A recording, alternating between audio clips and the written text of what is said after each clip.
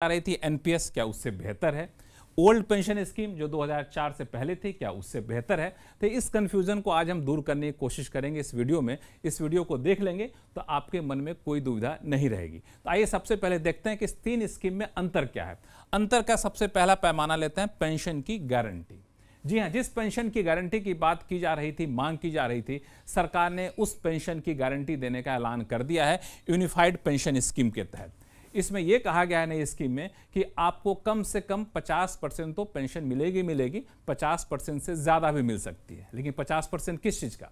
तो 50% आपको आपकी जो बेसिक सैलरी रही है, औसत मासिक बेसिक सैलरी, यानी जिस दिन आप रिटायर कर रहे हैं उससे पिछले के 12 महीने में आपको जितना सैलरी मिली है उसका बेसिक सैलरी का औसत निकाला जाएगा और उस औसत मासिक बेसिक सैलरी का कम से कम 50% आपको पेंशन मिलेगा। इस बात की गारंटी नई स्कीम के तहत होगी। कम से कम बोल रहा हूं, अगर शेयर मार्केट की हालत ज़्यादा अच्छी रही, रिटर्न बेहतर हुआ तो यह पेंशन की रकम बढ़ सकती है। लेकिन शर्त है कि कम से कम 25 साल की नौकरी आपकी होनी चाहिए। अब आप पूछेंगे 25 साल से कम है तो क्या होगा? तो 25 साल से कम है तो 10 साल तक की नौकरी अगर है, 25 साल जितना कम होगा उसी हिसाब में ये 50% वाली रकम जो है वो उसकी गारंटी कम होती जाएगी। अब कहें कि इससे पहले क्या था, तो एनपीएस, इसके तहत कोई गारंटी थी ही नहीं पेंशन की गारंटी। हाँ, 2004 से पहले जो ओल्ड ओपीएस थी, ओल्ड पेंशन स्कीम, वहां पे गारंटी थी। हालांकि वो गारंटी अलग थी। गारंटी अलग इस मायने में थी कि वहां पर यह था कि जितना आप आखिरी महीने की सैलरी विड्रॉ कर रहे हैं, ले रहे हैं रिटायर होने से पहले, उसमें बेसिक सैलरी और डीए को दोनों को जोड़ दिया जाए। जो रकम आएगी उसका 50% आपको पेंशन मिलेगी। लेकिन ध्यान दीजिए, यूपीएस में कह रहे हैं मिनिमम पेंशन, यहां कह रहे हैं सिर्फ 50%। यानी ये 50% से ज्यादा भी हो सकता है, लेकिन यहां पे 50% से ज्यादा नहीं हो सकता, ये बिल्कुल तय है। वहां पे कम से कम 25 साल की नौकरी होनी चाहिए, यहां पे कम से कम 20 साल की नौकरी होनी चाहिए। ये एक अंतर है ओपीएस और यूपीएस में। अब आगे आपको सुलझाते हैं मामला, वो है कंट्रीब्यूशन का। जी हाँ, कंट्रीब्यूशन भी एक बड़ा ही दिलचस्प मामला है। जो यूनिफाइड पेंशन स्कीम है वहाँ पे सरकार ने कहा है कि हम अपना कंट्रीब्यूशन बढ़ा रहे हैं। चूंकि एनपीएस के तहत सरकार 14% कंट्रीब्यूशन देती थी और कर्मचारी को 10% देना पड़ता था। अब ये यूनिफाइड पेंशन स्कीम के तहत सरकार 14% नहीं, 18.5% कंट्रीब्यूशन देगी और कर्मचारी 10% देते थे, अभी भी 10% देंगे। लेकिन ओपीएस देखें तो ओपीएस का मामला बिल्कुल अलग था। ओपीएस के तहत कर्मचारी को कोई कंट्रीब्यूशन नहीं देना पड़ता था, सिर्फ और सिर्फ सरकार ही वहन करती थी पूरा खर्चा। ये इसकी खासियत थी। अब आप आइए अगले हिस्से में, वो है मिनिमम पेंशन। जी हाँ, मिनिमम पेंशन का मतलब ये हुआ कि कम से कम कितना पेंशन मिल जाएगा। तो यूनिफाइड पेंशन स्कीम के तहत मिनिमम पेंशन 10,000 रुपये रखी गई है अगर आपकी सैलरी, आपकी नौकरी कम से कम 10 साल की हो चुकी है तो। एनपीएस के तहत मिनिमम पेंशन का प्रावधान था ही नहीं। ओपीएस यानी ओल्ड पेंशन स्कीम जो 2004 से पहले की थी, उसके तहत मिनिमम पेंशन 9,000 थी, नई में 10,000 में, ओल्ड पेंशन स्कीम में 9,000 थी।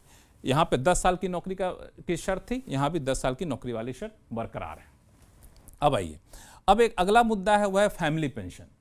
किसी पेंशन धारक की मृत्यु हो जाती है, अगर आश्रित रहते हैं तो उनको भी फैमिली पेंशन मिलती थी। ओल्ड पेंशन स्कीम के तहत जो पेंशन धारक थे, जितना आखिरी पेंशन उठाते थे उसका 60% उनको मिलता था, उनकी फैमिली को। अब एनपीएस में ये प्रावधान नहीं था। यूपीएस में प्रावधान फिर से वापस ला दिया गया है।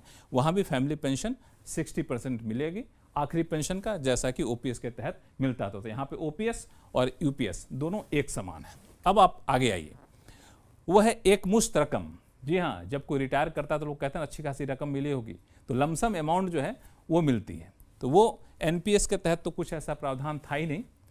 ओल्ड पेंशन स्कीम और यूपीएस में दोनों मिलेगी, लेकिन यूपीएस में शर्त अलग है।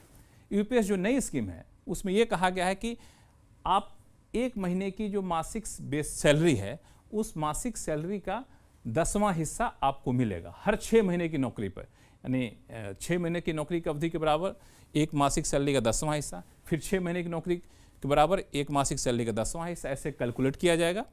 तो एक मुश्त रकम ऐसे आपको मिलेगी। ग्रेचुटी पे कोई फर्क नहीं पड़ेगा, ग्रेचुटी आपको मिलेगी। ये एक मुश्त रकम मिलने के साथ ही मिनिमम पेंशन पर कोई असर नहीं पड़ेगा। ओपीएस के तहत क्या था? ओपीएस के तहत मामला अलग था। ओपीएस के तहत ये था कि एम्प्लॉय ने अपनी नौकरी के दौरान जितना भी कंट्रीब्यूशन किया है पेंशन में, सारे कंट्रीब्यूशन ब्याज समेत उसको मिल जाते थे, इसलिए मोटी रकम मिलती थी। तो एम्प्लॉय के कंट्रीब्यूशन का 100% ओपीएस के तहत एक मुश्त रकम के तौर पर मिल जाती थी। ग्रेच्युटी भी मिलती थी, और उसमें एक और प्रावधान था ओपीएस में कि एम्प्लॉय चाहे तो अपने 40% यानी 40% तक पेंशन को एनकैश कर सकता था। तो ये एक व्यवस्था यहाँ पे थी। हालांकि अंतर कुछ और है, और आपको दिखाते हैं। वह महंगाई भत्ता। तो ओपीएस यानी ओल्ड पेंशन स्कीम के तहत पेंशन धारकों को भी महंगाई भत्ता मिलती थी। महंगाई भत्ता डियरेंस रिलीफ के तौर पे मिलता था, डीआर। एनपीएस में प्रावधान नहीं था, और यूपीएस में डीआर को फिर से वापस ला दिया गया। यानी डीआर के मोर्चे पे ओपीएस और यूपीएस एक समान हो गया। महंगाई बढ़ेगी तो पेंशन की रकम बढ़ जाएगी, ये सुनिश्चित हो गया है।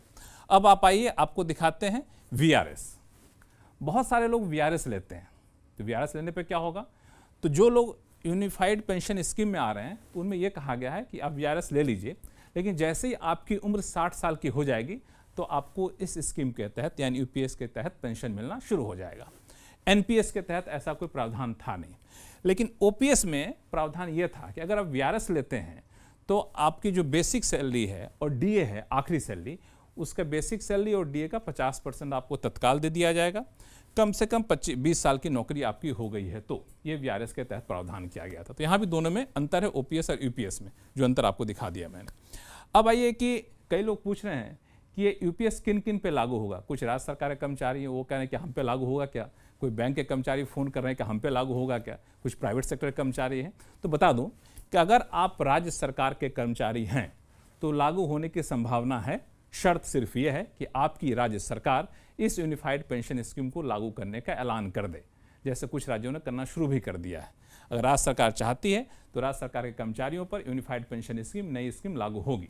लेकिन अगर आप सरकारी बैंक में काम करते हैं, अगर आप सरकारी कंपनियों में काम करते हैं, तो यूनिफाइड पेंशन स्कीम हूबहू लागू नहीं होगी, क्योंकि इन लोगों संस्थाओं के अपनी अपनी पेंशन स्कीम होती है। अब सवाल उठता है प्राइवेट सेक्टर के कर्मचारी। जी हाँ, प्राइवेट सेक्टर के कर्मचारी हैं तो ये स्कीम आप पे लागू नहीं होगी, बिल्कुल निश्चिंत हो जाइए।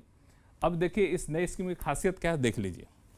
वो खासियत ये है कि ये जो नई स्कीम है, ऐलान तो हो गया है, लेकिन 1 अप्रैल 2025 यानी अगले कारोबारी साल से लागू होगी। हालांकि ऐसा नहीं कि अभी आप नौकरी कर रहे हैं या रिटायर कर रहे हैं तो आपके लागू नहीं होगी। बताते हैं क्यों।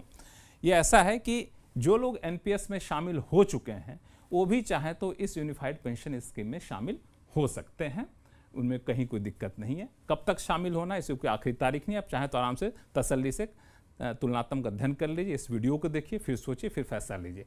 दूसरा ये कि जो लोग एनपीएस के तहत शामिल हो चुके हैं लेकिन 2004 के बाद शामिल होने के बाद रिटायर भी हो गए कुछ लोग, तो उनके लिए भी खुशखबरी है कि वो अपने आप को ठगा महसूस ना करें।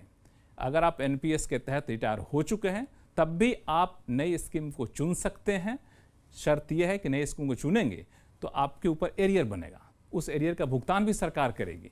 जो पीपीएफ का ब्याज दर है उस ब्याज दर के साथ सरकार भुगतान करेगी। तो आप भी बिल्कुल फायदे में अगर चाहते हैं नई स्कीम में आना। तो एक और बात कि रिटायर कर्मचारियों को एरियर के साथ तो मिल ही जाएगा, तो उनको भी नई स्कीम का फायदा यहाँ पे मिल जाएगा। तो मुझे लगता है कि अब कोई कन्फ्यूजन आपके मन में नहीं होना चाहिए। तो पेंशन का पूरा पेज जो है मैंने आपके सामने सुलझा दिया है, तो अब कोई दुविधा आपके अंदर रहेगी